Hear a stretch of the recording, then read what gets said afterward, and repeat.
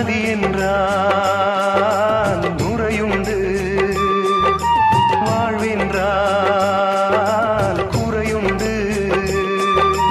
ஐப்பசி வந்தால் அடைமழை காலம், சிலராயுள் முழுதும் ஐப்பசி மாதம்.